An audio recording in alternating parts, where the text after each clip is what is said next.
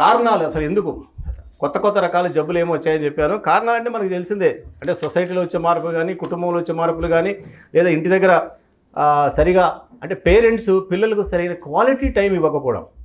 Parents ఇంతకుముందు అలా కాదు, ఇంతకుముందు ఏదో హస్బెండ్ వర్క్ చేసేవాడు, భార్య ఇంట్లో ఉండి పిల్లలను చూసుకునేది ఒకప్పుడు 4-5 decades బ్యాక్. ఇప్పుడు అలా కాదు, both husband and wife are working, both are busy. పిల్లలను కాలేజీకో స్కూల్కో పంపిస్తారు, వాళ్ళకి ఏదో కావాల్సిన అన్నీ ఏర్పాటు చేస్తారు, డబ్బులు గిబ్బులు ఫీజులు మంచి ఆటో ఏర్పాటు చేస్తారు, అన్నీ చేస్తారు. కానీ they can't give quality time to the children. కనీసం ఒక్కసారైనా వాళ్ళతో రోజుకు ఒక అరగంట సేపు కూర్చొని మాట్లాడడము, ఒక్కసారైనా కలిసి భోంచేయడం అనేది చాలా కుటుంబాల్లో జరగడం లేదు.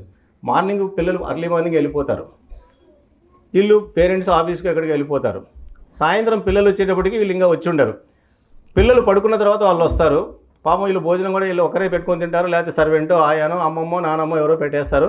అంటే ఆ క్వాలిటీ టైం అనేది ఇవ్వలేకపోతున్నాం.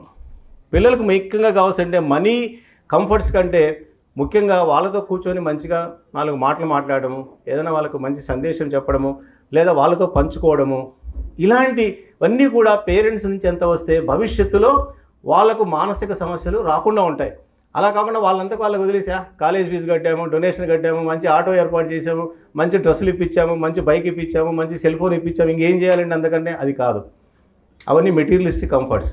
సరైన వాళ్ళతో ఎమోషనల్ షేరింగ్, ఆ బాండింగ్ అనేది లేకపోతే మీరు మిగతా ఎన్ని ఇచ్చినా, ఇప్పుడు మనం చూసే సమస్యలకు ముఖ్య కారణం అదే. They don't care. పెద్దయిన తర్వాత ఈ లవ్ అఫేర్ అనో ఇంకోటి ఇంట్లో నుంచి వెళ్ళిపోవడం, ఇవన్నీ కూడా అంతే. మీరు ఆ రోజు ఏం చేశారు, ఎందుకు చేశారు, అంతే. కాబట్టి ఆ మధ్యలో ఉండే ఆ కమ్యూనికేషన్ అదంతా కూడా తగ్గిపోతా ఉంది. దానివల్ల ఇవన్నీ ఎక్కువగా వస్తున్నాయి. ఇంకా సినిమాల ప్రభావం చాలా ఎక్కువగా ఉంది, మీడియా ప్రభావం, సినిమాల ప్రభావం. ఒకప్పుడు మేము చదువుకున్నప్పుడు కానీ చేసినప్పుడు కానీ ఇంత సెక్సు, ఇంత వైలెన్సు, ఇంత క్రైమ్ ఉండే సినిమాలు లేవు. మీకు చిన్న ఎగ్జాంపుల్ చెప్తాను, ప్రాబ్లం మీకు తెలియకపోవచ్చు, ఇక్కడ ఉన్న పెద్ద సీనియర్స్కి తెలియచ్చు.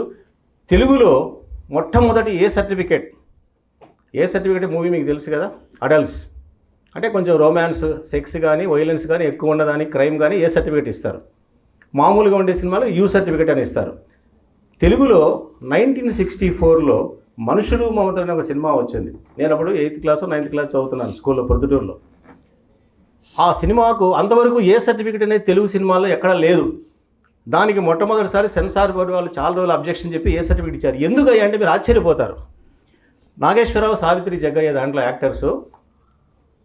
సావిత్రిని జగ్గయ్య పెళ్లి చేసుకుంటాడు. మీకు అసలు సావిత్రి ఎవరో జగ్గయ్య ఎవరో తెలియకపోవచ్చు జనరేషన్, బట్ తెలుసు కదా, మహానటి. అయితే జగ్గయ్య ఒక పెద్ద కాంట్రాక్టరు, బాగా సంపాదిస్తూ ఉంటాడు. పెళ్లి చేసుకున్న తర్వాత కొన్నాళ్లకు ఒక వేశ్యతో అతనికి పరిచయం ఏర్పడుతుంది. ఎవరో తీసుకెళ్ళి పరిచయం చేశారు.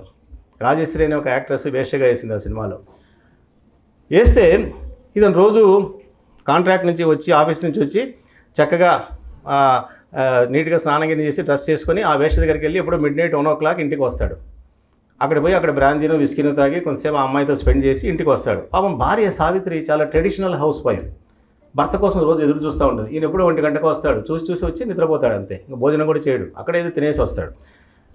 భార్యకు చాలా బాధ కలుగుతుంది. ఇదేంటిది, నన్ను ఇష్టపడి పెళ్లి చేసుకున్నాడు, ఆఖరికి ఇలా తిరుగుతున్నాడు అని చెప్పేసి చాలా చెప్పి చూస్తుంది, వెళ్లకుండా ఉంచాలని ట్రై చేస్తుంది భర్తను, వినడు.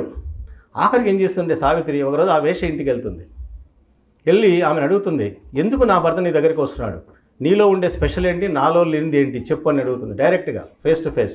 Why my husband is coming to you, what is something special in you. ఆమె అంటుంది, మీరు ట్రెడిషనల్ హౌస్ వైఫ్స్, నేను కాదు, ఆమె కమర్షియల్ సెక్స్ వర్కర్. మీకు మీ భర్త ఆరోగ్యం ముఖ్యం, ఆయనకు మంచి తిండి పెట్టాలి, మంచిగా ఉండాలి, హెల్తీగా ఉండాలి, అన్నీ మంచిగా ఉండాలని చూసుకుంటారు. ఆయన విస్కీ తాగాల, బ్రాంతి తాగాల మీరు అంత ఈజీగా ఒప్పుకోరు. We are not bothered about that. మాకు కావాల్సింది మనీ. వస్తాడు, ఒక 500 1000 ఇస్తాడు, ఆయనకు బ్రాంతి కావాలంటే బ్రాంతి ఇస్తాము, విస్కీ కావాలంటే విస్కీ ఇస్తాము, ఆయనకి ఎలాంటి సెక్స్ కావాలి, సెక్స్లో రకరకాల వెరైటీస్ కావాలంటే మేము ఇస్తాం. మీరు అలా కాదు కదా, ట్రెడిషనల్గా ఒక పద్ధతి ప్రకారం ఉంటారు, భార్యాభర్తలు ఎలా ఉండాలో. అందుకే మీ భర్త నా దగ్గరికి వస్తున్నాడు, నువ్వు అర్థం చేసుకోవు. ఇందుకే నీ భర్త he is coming to me, whatever he wants I'm giving, but you can't give that because you're only housewife, traditional housewife అంటుంది. అంటేనే పాపం సావిత్రి ఏం చేస్తుందంటే ఇంటికి వెళ్ళి నెక్స్ట్ డే ఈమె కూడా ఒక వేశ్యలాగా తయారవుతుంది. అంటే మామూలుగా ఉండే కట్టుబొట్టు కాకుండా ఒక వేశ్యలాగా డెకరేట్ చేసుకొని ఆ విధంగా సెక్సీగా గ్లామరస్గా ఉండాలని చేసి ఆయన వచ్చి పోతుంటే అడ్డుపడుతుంది, వెళ్ళొద్దని. అంటేనే Jaggayya, no I have to go అంటాడు.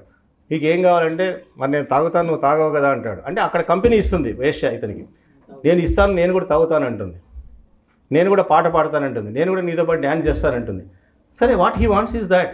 సరే కూర్చోబెట్టి ఆ వ్యాట్ 16 అనే ఒక విస్కీ ఆ కాలంలో ఫేమస్, అది పోస్తే ఈమె కూడా గ్లాసులో పోస్తే నేను తాగలేను అంటుంది. నో, మరి అదే కదా చెప్పావు, నువ్వు తాగకపోతే నేను మళ్ళీ అక్కడికి పోతాను అంటాడు. కానీ ఆయన కోసం వేష దగ్గరికి వెళ్ళేది ప్రివెంట్ చేసేదాని కోసం ఈమె కూడా తాగుతుంది. ఆ ఒక్క సీన్ కోసం తెలుగులో మొట్టమొదటిసారి ఏ సర్టిఫికేట్ ఇచ్చారు ఆ సినిమాకు. ఇప్పుడు చూడండి ఎలా ఉన్నాయి ఏ సర్టిఫికేట్లు. అంటే ఒక ఇండియన్ సొసైటీలో, ఒక తెలుగు సొసైటీలో ఒక హౌస్ వైఫ్ డ్రింక్ తాగడం అనేది చాలా అబ్జెక్షనబుల్గా చూశారు ఆ రోజు సెన్సార్ బోర్డు వాళ్ళు, దానికి ఏ సర్టిఫికేట్ ఇచ్చారు. ఈరోజు ఎలా ఉన్నాయి, ఎంత వైలెన్స్, ఎంత సెక్స్, ఎంత ఓపెన్ న్యూడిటీ, ఇవన్నీ. అంటే నేను ఎందుకు చెప్తున్నా అంటే ఇలాంటి సినిమాల ప్రభావం వల్ల కూడా కిడ్నాప్ చేయాలంటే యూట్యూబ్లో చూసి చేస్తున్నారు, రేప్ చేయాలంటే చేస్తున్నారు, మర్డర్స్ చేయాలంటే చేస్తున్నారు. ఎలా చేసేవరా ఈ మర్డర్ అంటే నేను యూట్యూబ్లో చూశానండి అంటున్నాడు. రకరకాలు సినిమాల ప్రభావం ఎలా ఉంటుంది యూత్ మీద. ఇప్పుడు మా ఏజ్ వాళ్ళు ఎలాంటి సినిమాలు చూసినా నథింగ్ కెన్ టచ్ అస్. కానీ మీ age is a very white paper, మీ మైండ్ అంతా బ్రెయిన్ కూడా ఒక వైట్ పేపర్ లాంటిది. ఏది చూసినా వెంటనే దాని మీద ప్రింట్ అయిపోతుంది. ఇంకో చిన్న ఎగ్జాంపుల్ చెప్తాను. మరో చరిత్ర అనే ఒక సినిమా వచ్చింది, కమల్ హాసన్, సరిత, బాలచందర్ మూవీ. ఇది కూడా చాలామందికి తెలియదు యంగ్స్టర్స్కు. దాన్ని తెలుగులో దాదాపు ఒక 40 years బ్యాక్ వచ్చింది. That was a super duper hit. దాంట్లో ఏంటంటే కమల్ హాసన్ ఒక తమిళియన్, వాళ్ళు ఫ్యామిలీ వైజాగ్ వస్తారు. సరిత ఇది తెలుగు గర్ల్, ఒకరు వెజిటేరియన్, ఒక నాన్ వెజిటేరియన్ ఫ్యామిలీస్, అంటే బ్రాహ్మణ్ నాన్ బ్రాహ్మణ్. వీళ్ళిద్దరు నైబర్స్గా ఉండి కమల్ హాసన్ లవ్స్ సరిత, ఇద్దరు పెళ్లి చేసుకోవాలనుకుంటారు. కానీ ఈ బ్రాహ్మణు నాన్ బ్రాహ్మణు లేదా వాళ్ళు తమిళియన్స్ వీళ్ళు తెలుగు వాళ్ళని చెప్పేసి పెద్దవాళ్ళు ఎవరు ఒప్పుకోరు ఆ పెళ్లికి. ఒప్పుకోతే చాలా గొడవ జరిగితే అవన్నీ అయిపోయిన తర్వాత ఆఖరికి ఇంకేం చేసేలేక ఒక 1 year మీరిద్దరు దూరంగా ఉండండి, no communication, no talking, nothing. 1 year తర్వాత కూడా మీరు ఇలాగే గట్టిగా ఉంటే అప్పుడు మేము ఆలోచిస్తామంటారు పెద్దవాళ్ళు. సరే చూద్దామని చెప్పేసి ఉంటారు. ఈ సినిమా స్టోరీ ఐఎమ్ టెల్లింగ్, మరో చరిత్ర. చివరిలో ఏమవుతుందంటే ఆ 1 year తర్వాత మళ్ళీ ఇద్దరు కలుసుకునేటప్పుడు ఒక రౌడీసు ఆ అమ్మాయిని వస్తూ ఉంటే, వైజాగ్ బీచ్లో షూట్ చేశారు ఈ సినిమాను బాలచందర్ డైరెక్షన్లో. వస్తూ ఉంటే కొంతమంది రౌడీస్ ఆ అమ్మాయిని పట్టుకొని రేప్ చేసి అమ్మాయిని హింసిస్తారు. తర్వాత కమల్ హాసన్ అడ్డు వస్తే వాడిని కూడా కొడతారు హీరోను. తర్వాత ఇద్దరు కలుస్తారు. కలిసిన తర్వాత అయినా పెళ్లి చేసుకుందామంటే ఆమె ఒప్పుకోదు. లేదు నేను ఆమె స్పాయిల్డ్గా నన్ను రేప్ చేశారు, నేను నీకు తగనని చెప్పేసి ఏడ్చి బాధపడి చివరిలో ఇద్దరు టాప్ ఆఫ్ ది హిల్, వైజాగ్లో ఆ బీచ్లో టాప్ ఆఫ్ ది హిల్ నుంచి చేసి ఇద్దరు కలిసి సముద్రంలో పడి సూసైడ్ చేసుకొని చనిపోతారు. That is the end of the story. ఈ సినిమా తెలుగులో రిలీజ్ అయినప్పుడు nothing happened, it was a super duper hit by Balachander. ఇదే సినిమా ఏక్ దూజే కే లియే అని మళ్ళీ హిందీలో తీశారు, సేమ్ బాలచందర్. ఒక 1 year తర్వాత తీస్తే ఏమైందంటే ఈ సినిమా రిలీజ్ అయిన తర్వాత within 1 or 2 weeks most of the north ఇండియాలో ఎవరైతే అమ్మాయి అబ్బాయి అక్కడ లవ్ అఫేర్స్ లవ్లో బ్రేక్ అయి ఉన్నారో వాళ్ళందరూ top of the hill, top of the అపార్ట్మెంట్కి వెళ్ళి ఇంకా మన జీతం ఉంది అని చేయిలో చేయి వేసి పైనుంచి దూకి చచ్చిపోయారు. It is a real story I'm telling. కనీసం ఒక 10-12 మంది అమ్మాయిలు అబ్బాయిలు యంగ్స్టర్స్ సేమ్ సినిమాలో క్లైమాక్స్ ఎలా ఉందో అలాగే చనిపోయి ఎందుకంటే ఇంకా మన ఇద్దరం చేసుకోలేము, పెళ్ళి పెద్దవాళ్ళు ఒప్పుకోరు కాబట్టి ఇద్దరం కలిసి చచ్చిపోతామని అదే ప్రకారం చేశారు. అంటే బీచ్ ఉంటే కొండపైకి ఎక్కడము, లేదంటే టాప్ ఆఫ్ ది అపార్ట్మెంట్ 10వ అంతస్తు పై నుంచి ఇద్దరు పడి చచ్చిపోయారు. ఇది చూసిన తర్వాత చాలామంది ఇండియన్ ఎక్స్ప్రెస్ హిందూగా లెటర్స్ రాశారు. బాలచందర్ లాంటి ఒక intellectual director, is it the way you are giving the message to the youngsters. అంటే లవ్లో ఫెయిల్ అయితే చచ్చిపోండా, సూసైడ్ చేసుకోండా, నీవు చేసిన మెసేజ్ వలన అందరు చాలామంది చచ్చిపోతున్నారా, నీకు ఎంత పాపమయ్యా అని చెప్పేసి చాలా క్రిటికల్గా లెటర్స్ రాశారు. రాస్తానే అదే సినిమా తెలుగులో రిలీజ్ అయింది 1 year బ్యాక్. ఎవరు మన ఆంధ్రప్రదేశ్లో ఎవరు చనిపోయారంటే మన వాళ్ళంతా గట్టేవాళ్ళు అనమాట. పాపం నార్త్ ఇండియాలో వాళ్ళంతా బకరాలు ఉన్నట్టుంది, వాళ్ళు పోయారు. Balachander felt very guilty. అదేంటి నేను ఏదో సినిమాని తీశాను తెలుగులో సూపర్ డూపర్ హిట్ అయింది, ఇక్కడ ఎవరు పోలేదు మీరేంది అంటే ఏమో మరి అలా జరిగిందని చెప్పేసి ఆయన మాకు చాలా ఫీల్ అయిపోయి ఆయన మళ్ళీ చెన్నైలో కొంత సైకాట్రిస్ట్ చేసి ఇంకో సినిమా తీశాడు. అంటే ఆయన ప్రాయశ్చిత్తమలాగా ఆ గిల్ట్ని ఓవర్కమ్ చేసుకొని ఏమని అంటే జీవితంలో ఏదైనా ఫెయిల్ అయినా దెబ్బతిన్నా ఆత్మహత్య పరిష్కారం కాదు, దానికి వేరే ఆప్షన్స్ చాలా అని ఏదో సినిమా తీశాడు. నేను ఎందుకు చెప్తున్నానంటే అంటే ఒక సినిమా యొక్క ప్రభావం ఎలా ఉంటుంది, ఆ మనుషులు మమతల సినిమా ఎందుకు చెప్పింది కానీ ఈ సినిమా కానీ అంటే సినిమాలు మీడియా ప్రభావం యూత్ పైన యంగ్స్టర్స్ పైన అంత ఎక్కువగా ఉండేదానికి అవకాశం ఉంది. కాబట్టి సినిమాల వల్ల కూడా మన మైండ్ సెట్ అనేది మారుతూ ఉంటుంది అనేదానికి ఇది ఒక ఎగ్జాంపుల్. ఇకపోతే రకరకాల కారణాలు, ఫైనాన్షియల్ ప్రాబ్లమ్స్ కావచ్చు, లేకపోతే టెక్నాలజీ. ఇప్పుడు వచ్చిన టెక్నాలజీ కానీ ఇంతకుముందు టెక్నాలజీ లేదు. ఈ వాట్సాప్లు, ఇంటర్నెట్, ఐప్యాడ్లు వీటన్నీ అంటే చాటింగ్ ఎక్కువ. అసలు అమ్మాయికి ఎవరో తెలియదు, అబ్బాయికి ఎవరో తెలియదు, కానీ లవ్లో పడతారు త్రూ సెల్ ఫోన్ అంతే. ఇద్దరు ముఖం కూడా చూసుకోరు, ఓన్లీ వర్చువల్ లవ్. ఎప్పుడో 2 ఏళ్ల తర్వాత కలుసుకుంటారు, అప్పుడు డీప్ లవ్లో ఉంటారు, పెళ్లి చేసుకోవాలనుకుంటారు. వద్దంటే గొడవలు. అంటే ఈ డిజిటల్ టెక్నాలజీ ఎక్కువ కావడం వల్ల కూడా ఇవన్నీ ఇలా రకరకాలుగా వస్తున్నాయి. కాబట్టి మనలో ఏంటంటే మనిషిలో ముఖ్యంగా తృప్తి అనేది, సంతోషం అనేది తగ్గిపోతూ ఉంది. ఒకప్పుడు చిన్న చిన్న విషయాలకే చాలా హ్యాపీగా ఉండేవాళ్ళం, చిన్న ఆనందాలే మేము చిన్నప్పుడు. ఇప్పుడు అలా కాదు, పెద్ద పెద్దవి వచ్చినా కానీ మనిషిలో తృప్తి అనే ఆనందం అనేది లేదు. ఒక చిన్న ఉదాహరణ చెప్తాను. 99 క్లబ్ అనే ఒక స్టోరీ ఉంది, మీకు కొంతమంది తెలిసే ఉంటుందేమో. ఏంటంటే ఒక రాజుగారు ఉండేవారు పూర్వకాలంలో. ఆ రాజు ప్రతిరోజు సాయంత్రం మారువేషంలో, రాజు మంత్రి ఇద్దరు కలిసి మారువేషంలో వాళ్ళ గ్రామాలు తిరిగేవాళ్ళు గుర్రం వేసుకొని. ఏమని, ప్రజలు ఎలా ఉన్నారు ఏంటి, మా రాజ్యంలో ప్రజలు సంతోషంగా ఉన్నారు లేదా, తృప్తిగా ఉన్నారు లేదా అని చూద్దామని చెప్పేసి మారువేషంలో తిరిగేవాళ్ళు.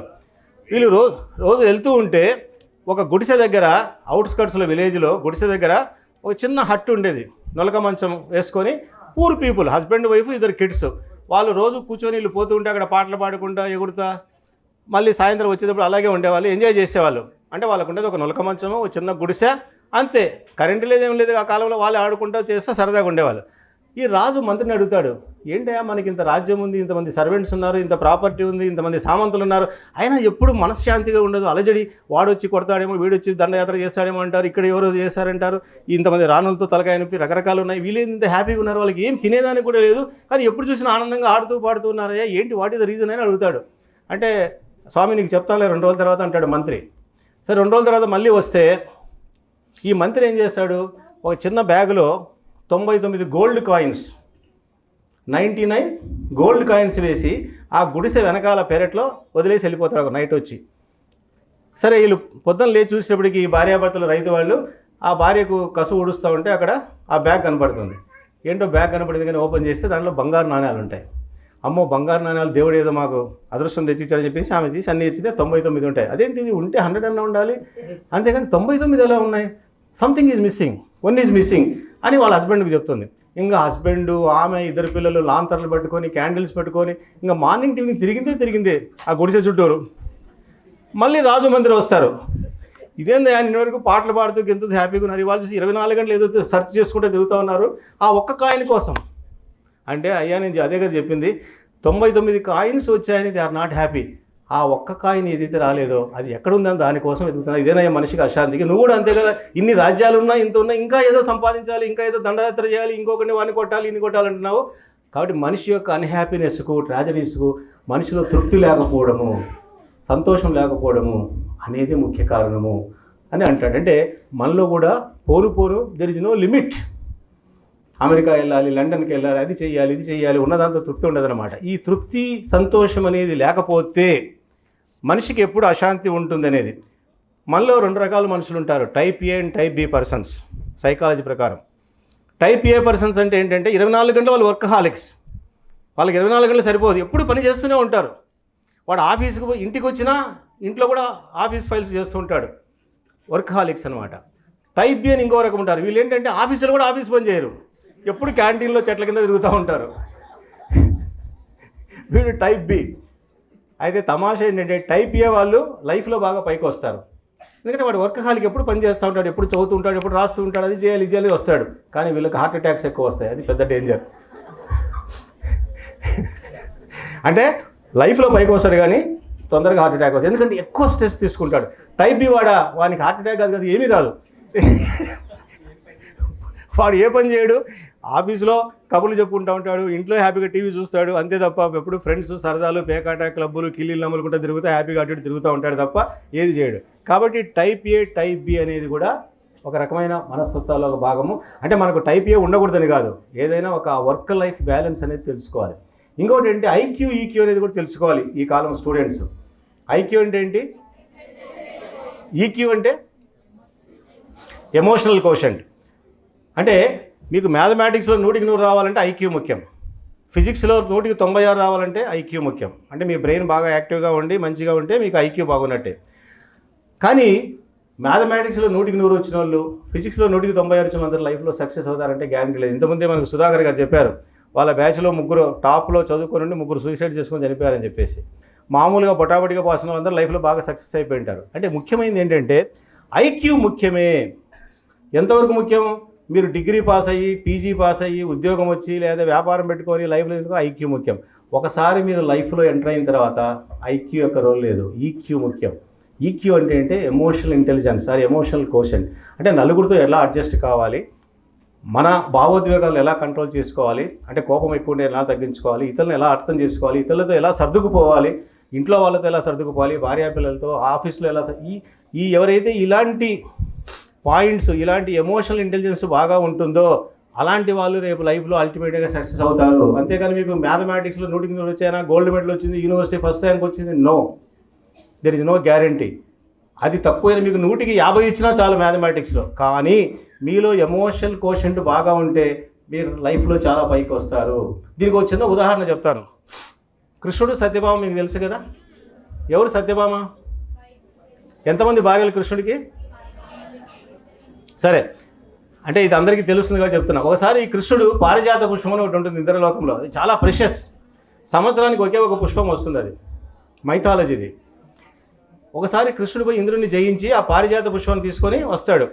వచ్చినప్పుడు ఈయనకి 8 మంది భార్యలు కదా. 8 మంది భార్యలు అంటే నాకు ఇస్తాడు ఆ పారిజాత పుష్పం, ఎందుకంటే నేనే ఆయనకి ఇష్టమైన భార్యను, నేనే ఇష్టం అందరూ అనుకుంటారు. సత్యభామ కూడా అలాగే అనుకుంటుంది, రుక్మిణి అలాగే అనుకుంటుంది. కానీ ఆఖరి కృష్ణుడు ఎవరికి ఇస్తాడు? అది రుక్మిణికి ఇస్తాడు, సత్యభామకి ఇవ్వడు, రుక్మిణికి ఇస్తాడు. ఇచ్చిన వెంటనే సత్యభామకు తెలిసిపోతుంది. దాసిపోయి చెప్తుంది, అమ్మ కృష్ణుడు మీ అయ్యగారు పారిజాత పుష్పం ఆమెకి ఇచ్చారమ్మ అంటే మీకు అలుగుతుంది. అలక అంటే అన్నం తినకుండా హంగర్ స్ట్రైక్, మాట్లాడకుండా తలుపులు వేసుకొని బెడ్రూమ్లో అలా పడుకొని ఉంటుంది. 2-3 రోజులైనా బయటికి రాదు. కృష్ణుడికి వెళ్ళి చెప్తారు, అయ్యా తమ సత్యభామ గారు అలిగారు సార్, ఎందుకంటే పారిజాత పుష్పం మీరు ఆమెకి ఇచ్చారంటే మీకు ఇవ్వలేదు, మరి ఏం చేస్తారు, ఉండేది ఒక్కటే కదా, ఒకటి ఎంతమందికి ఇవ్వను అంటాడు ఆయన. పాపం ఆయన బాధ అయింది. సరే అని చెప్పేసి ఏదో చేయండి, 3 రోజుల నుంచి పాపం హంగర్ స్ట్రైక్లో ఉందామే, మీరు వచ్చి ఏదైనా సముదాయం చేయండి అంటే కృష్ణుడు వస్తాడు, సత్యభామ బెడ్రూమ్కి వస్తాడు. ఈయన చూస్తేనే అని అటు తిరిగి పడుకుంటుంది.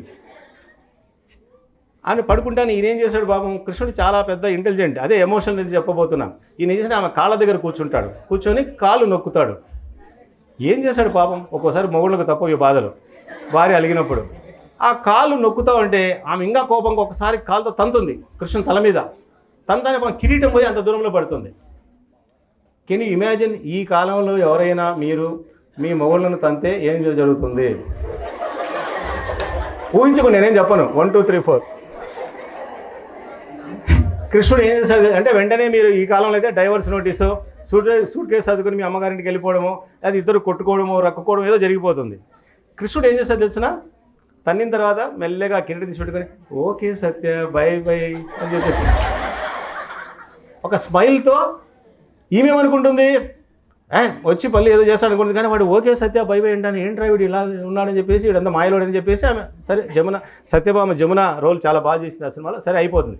అయిపోయిన తర్వాత ఇదే కృష్ణుడు చివరి సీన్లో, అదే సినిమాలో కృష్ణ తులాభారం అని ఒక సీన్ వస్తుంది. అంటే కృష్ణుని బరువు తూకం వేయాలి భార్యలందరూ. ఎవరి ఎక్కువ తూగుతారో వాళ్ళకు, అంటే వాళ్ళపైన మంచి ప్రేమ ఉన్నట్టు వాళ్ళ లెక్క అని సత్యభామ తన దగ్గర ఉన్న ప్రాపర్టీ, డైమండ్స్, నెక్లెస్, వడ్డానాలు అవి మొత్తం అన్నీ తెచ్చి ఆ బ్యాలెన్స్లో పెడుతుంది. అయినా తూగపోతే ఈ సత్యభామ కోపం వస్తుంది, ఏదో మాయ చేస్తున్నాడు, ఏంటి వాడు బరువు 70 కేజీలు ఉంటాడు కృష్ణుడు, నాకు తెలియదు ఆయన బరువు, నేను ఇంత పెట్టినా కానీ తూగడని చెప్పేసి కోపం వస్తుంది. ఆయన తూగడు. సరే ఇంకా అయిపోయి ఆమె పాపం చాలా సీరియస్గా ఉంటుంది. అప్పుడు రుక్మిణి వచ్చి ఒక తులసి దళం పెడుతుంది, ఏ లీఫ్ ఆఫ్ తులసి ప్లాంట్, అది పెడతానే వెంటనే తూగుతాడు. ఓయమ్మ వీడు మళ్ళీ ఏదో మాయ చేశాడు, నావి ఇన్ని డైమండ్స్ పెట్టినా తూగలేదు, తులసి తూగాడని చెప్పేసి మళ్ళీ సత్యభామ సీరియస్ అవుతుంది. అప్పుడు మళ్ళీ కృష్ణుడు ఓకే సత్య బై బై అంటాడు. This is emotional intelligence. అంటే అప్పుడు తన్నిచ్చుకున్నప్పుడు ఓకే సత్య అన్నాడు, ఇప్పుడు గెలిచినప్పుడు కూడా ఓకే సత్య అన్నాడు. అంటే జీవితంలో ఎవరైతే అలా ఓడిపోయినప్పుడు కానీ గెలిచినప్పుడు కానీ తమ ఎమోషన్స్ని బ్యాలెన్స్ చేసుకోగలుగుతారో అలాంటి వాళ్ళు లైఫ్లో సక్సెస్ అవుతారు. అంతేగాని నన్ను తంతావా, నేను కొడతాను 4 తన్నులు అని చెప్పేసి తీసుకుని 4 కొట్టడమో లేకపోతే చేయడమో ఇలా చేస్తే లైఫ్లో ఎప్పుడోసారి దెబ్బతింటారు, విడిపోవడమో గొడవలో రకరకాలు జరుగుతాయి. కాబట్టి ఇవన్నీ కూడా సైకాలజీ కిందే వస్తాయి. కాబట్టి మనిషి హ్యాపీగా ఉండాలి, మంచిగా ఉండాలి, దానికి ఇవన్నీ కూడా రకరకాల కారణాలు.